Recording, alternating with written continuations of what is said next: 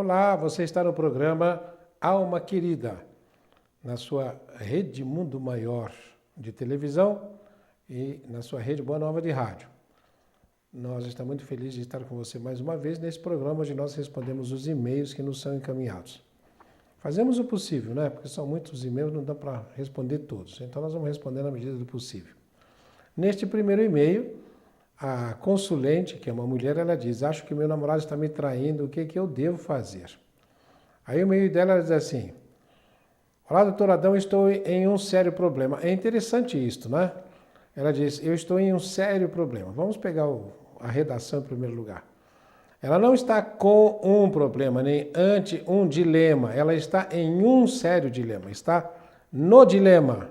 Tá? Então, está dentro de. Namoro há pouco tempo, mas acho que meu namorado está me traindo. Isso é terrível, né? Ela namora faz pouco tempo e acha que o namorado está traindo. Se ela acha que o namorado está traindo, o que acontece? Ela faz um filmezinho do namorado dela com outras mulheres. Isso é uma coisa que realmente tira as energias. E ela diz: eu não tenho certeza, pois ele nega. Mas peguei algumas mensagens no celular dele que são comprometedoras. O que eu devo fazer? Acreditar e continuar no namoro ou terminar e partir para outra? Você não tem saída de acreditar, quer dizer, eu vou acreditar. Acreditar como se você não vai acreditar? Você não vai conseguir acreditar. Então, o que você tem não é que de acreditar em quê? Que ele é honesto? Você diz: ele está me traindo. Então, vamos primeiro analisar isso. Ninguém trai ninguém. Você só consegue trair a você mesma. Nós não conseguimos fazer nada para o outro. Tudo que nós fazemos é para nós mesmos que nós estamos fazendo. Então, ele não está te traindo. Se está acontecendo alguma coisa que ele está sendo infiel, ele está traindo a ele. E isso faz com que ele fique mal. Aí você vai e ficar participando da vida de uma pessoa. Se ele mente, ele já se trai. E se ele se trai, ele se sente culpado. Se ele se sente culpado ali de Deus na consciência, não deixa mais que as energias espirituais superiores fluam na vida dele. Nem na vida de ninguém que faz uma coisa dessa. Que use de insinceridade. Que não tenha lealdade. A pior coisa que pode acontecer num relacionamento é a mentira. A traição pior é a mentira, é você não poder confiar. Agora, se ele é uma pessoa honesta e você não pode confiar, você está no mesmo problema. Aí não vai fazer diferença se ele é honesto ou não. A diferença que vai fazer é como é que você vai lidar com isso. Agora, o que você precisa saber, vocês não estão sozinhos. E a coisa que mais agrada a turminha da cruzeta, que eu chamo a galera da cruzeta, que o sinal do segundo palco, que é dos obsessores, que fica com uma cruzetinha, como se estivesse cheia de barbantes, amarrada no seu nariz, na sua orelha, nas suas pernas, nos seus braços e te manipulando como se você fosse um fantoche ou um marionete. O que mais agrada os obsessores são os filmezinhos que eles podem fazer na cabeça das pessoas. Então, você não lida com a verdadeira realidade, né? É uma redundância falar a verdadeira realidade, mas com essa realidade que você está vendo. Você lida com uma realidade imaginada. Que eles fazem você lidar com essa realidade imaginada. Então, se o seu namorado é fiel ou não, fica até um pouco irrelevante, porque o problema é como é que você trata disso. Você precisa saber. Se você quer ficar com um camarada e ele tem que ser fiel a você, leal a você, então você vai verificar se é ou não. Ele nega e você então fica com ele, se você quer dar crédito, até você ter certeza. Se tem certeza, aí você vai tomar a decisão se você continua ou não continua. Depois acontece uma coisa muito interessante. Você dá poucos elementos do seu relacionamento com ele. Nós já dissemos aqui nesses programas o que acontece com uma mulher, por exemplo, que é amante de um homem comprometido. Vamos admitir, você é amante de um homem casado. Você tem um relacionamento, um caso com um homem casado. Normalmente, essa que está fazendo o papel de filial, você está fazendo o papel da outra, tem um desejo, e um desejo muito intenso e muito grande.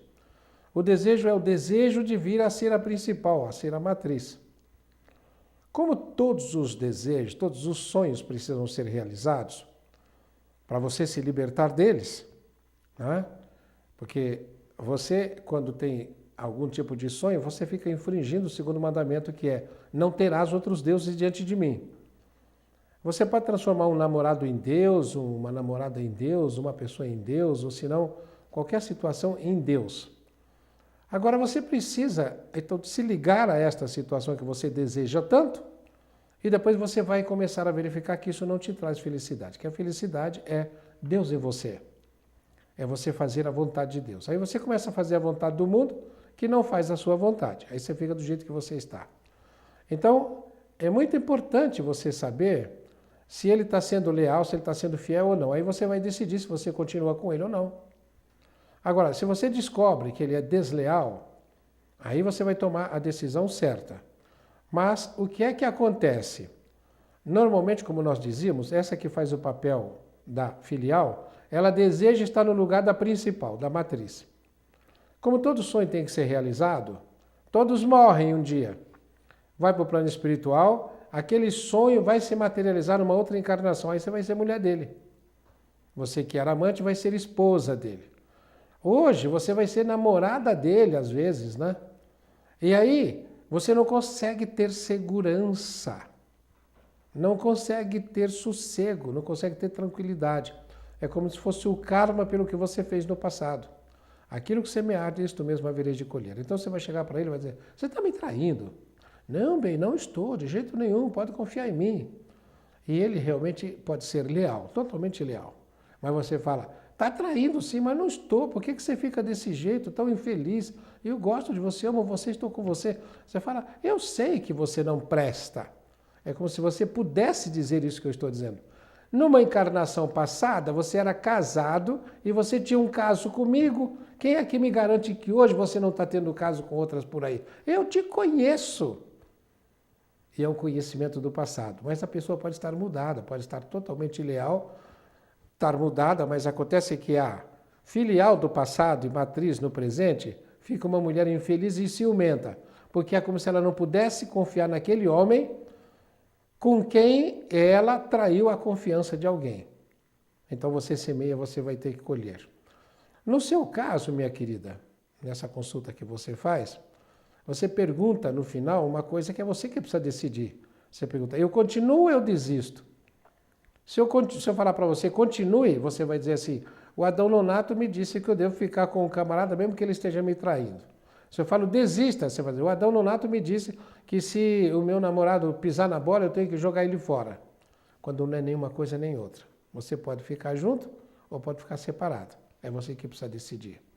Vamos ver agora qual é o próximo e-mail que nós vamos enfrentar. A pessoa pergunta: o que acontece com a alma de quem se mata? É um homem que está perguntando.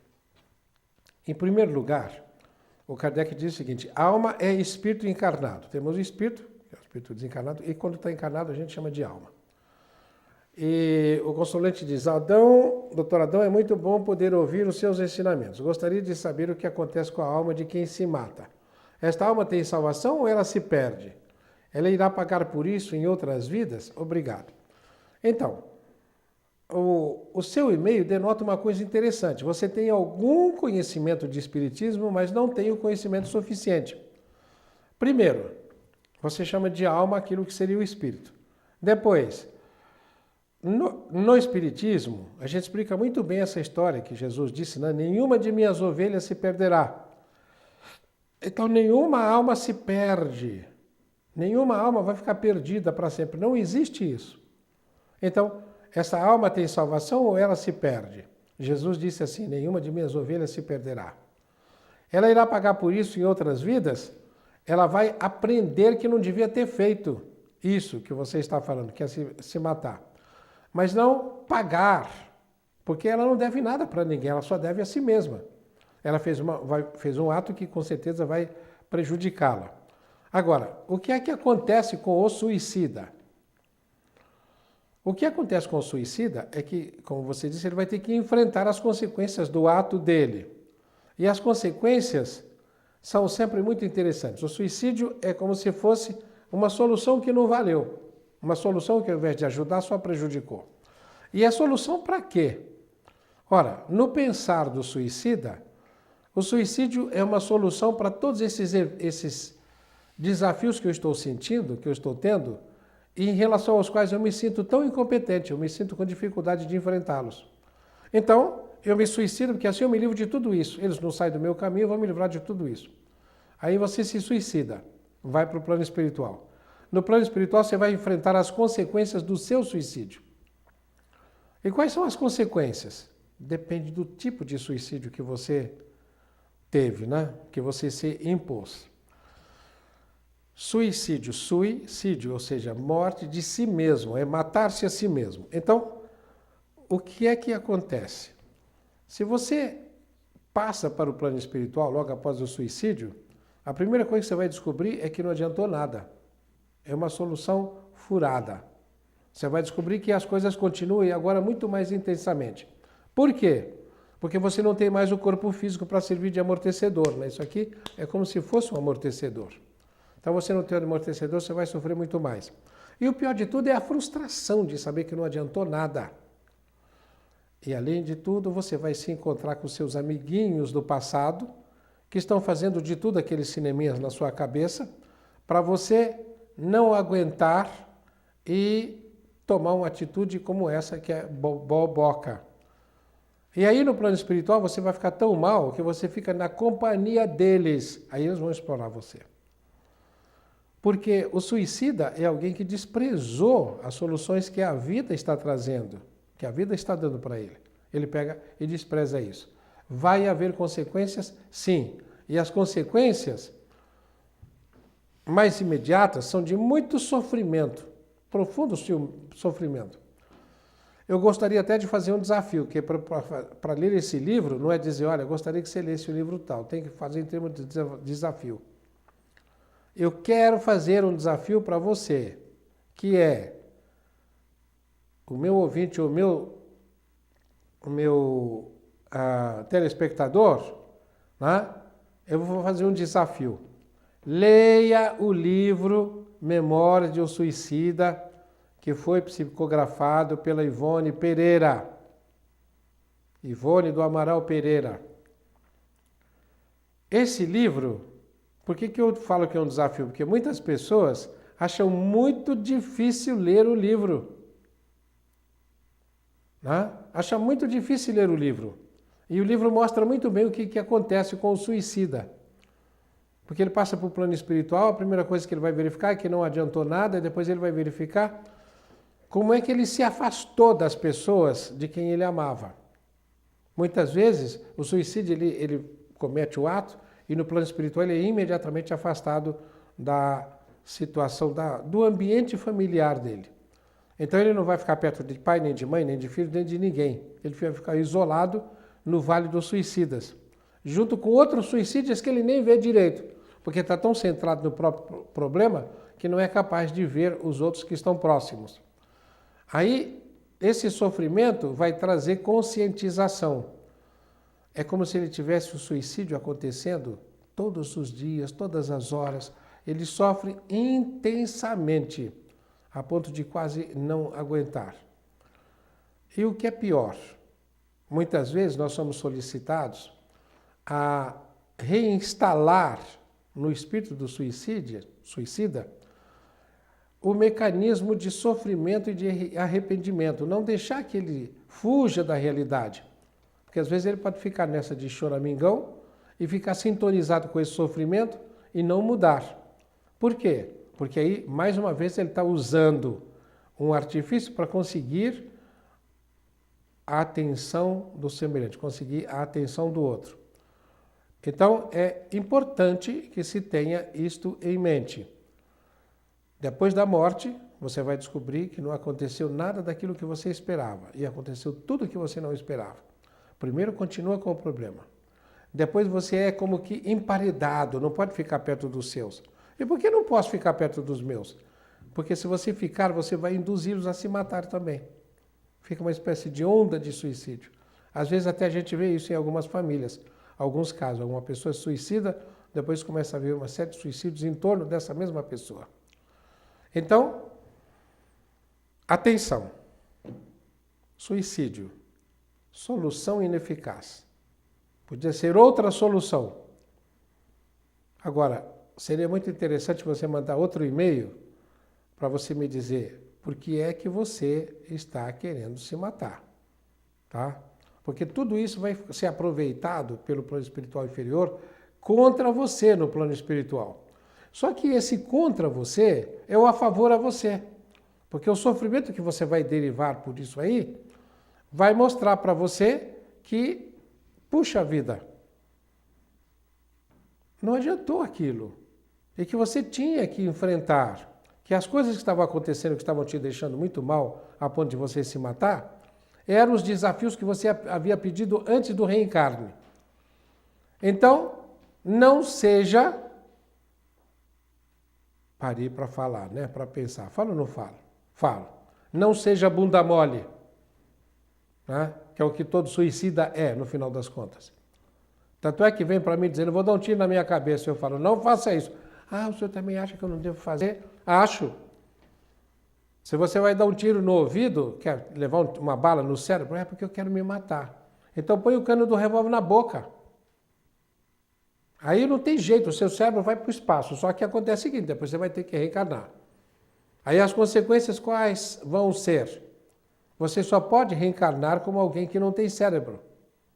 Então você vai reencarnar como um descerebrado, um doido, ou senão um débil mental. Ah, mas eu quero então ficar em sintonia com as pessoas que eu conheço. Né?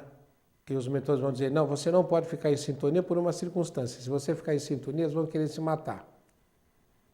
Então, se eles vão querer se matar, você não pode ficar perto deles, senão você, de repente, pode ajudá-los a se matar.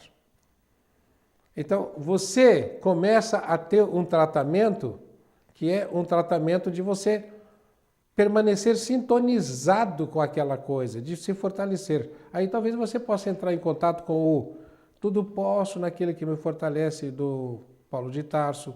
O Senhor é meu pastor, nada me faltará, do salmista, tá? Do Salmo 23. Você vai entrando em contato com isso e vai se fortalecendo com a consciência de que Deus está em você. E se Deus está em você, você pode pensar assim, se Deus é por mim, quem é contra mim? Não é assim que se faz? Se Deus é por mim, quem é contra mim? Então, você fica forte. Porque se você der um tiro na boca, o seu cérebro desaparece. Aí você vai querer reencarnar e só pode reencarnar como o quê? Só pode reencarnar como um débil mental. Nosso tempo desse primeiro bloco chegou ao final. Vamos fazer um intervalo. Daqui a pouco nós estaremos de volta.